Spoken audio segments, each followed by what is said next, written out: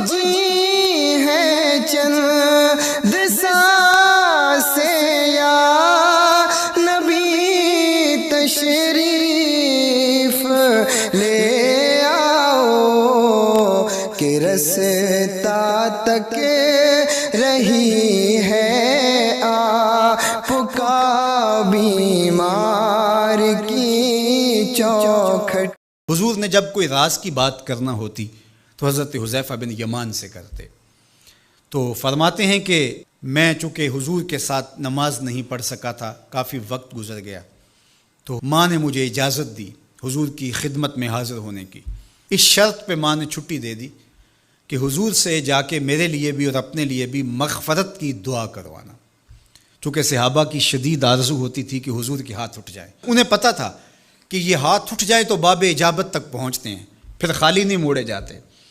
تو کہا کہ حضور سے میرے لیے اور اپنے لیے مغفرت کی دعا کروانا۔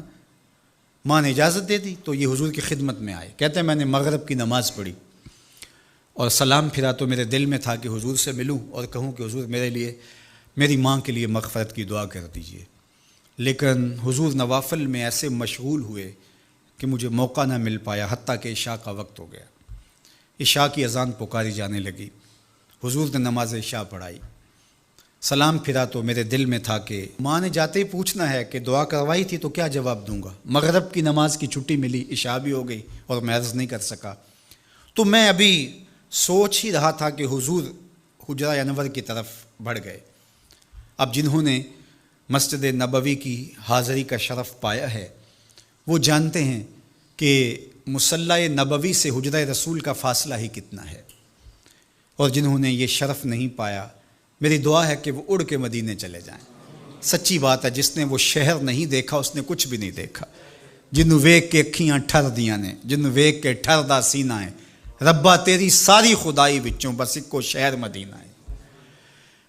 آج اس وقت پوری دنیا کے اوپر جو وبا پھیلی ہے اس کی وجہ سے جہاں اور بہت ساری چیزیں ہمارے لیے اذیت اور دکھ کا ذریعہ ہیں، وہاں ایک بہت بڑا دکھ ہے کہ مسجد نبوی کے دروازے بھی بند ہیں۔ تو یہ دن تھے کہ حرم کی رونقیں دیکھنے والی ہوتی، مواج انور کے سامنے درودوں کی بہار ہوتی، مدینے میں بیٹھ کے حضور کے روضے کے سامنے حضور علیہ الصلاۃ والسلام کے شہر کی پکی ہوئی کھجوروں سے افطاری کرنے کا اپنا ہی لطف ہوتا۔ آج مدینے کے لوگ بھی ترس رہے ہیں۔ بچپن سے لڑکپن تک اور لڑکپن سے جوانی تک اور جوانی سے بڑھاپے تک 80 سال عمر ہو گئی، جنہوں نے رمضان المبارک کا روزہ مسجد نبوی سے باہر کبھی کھولا ہی نہیں، آج اپنے گھروں کی چھتوں پہ کھڑے ہو کے میناروں کو دیکھتے اور چیخیں مار رہے ہیں۔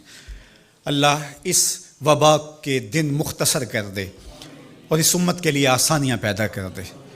تو حضور علیہ السلام اٹھے مصلی انور سے اور اپنے حجرہ انور کی طرف چل پڑے۔ تو حضرت حذیفہ بن یمان کہتے ہیں کہ میں بھی حضور کے پیچھے چل پڑا، غیر ارادی طور پہ کچھ رفتار تیز ہو گئی تو قدموں سے آہٹ پیدا ہوئی۔ تو حضور نے ارشاد فرمایا کہ من ھذا، کون ہے؟ پھر خود ہی کہا حذیفہ تو نہیں؟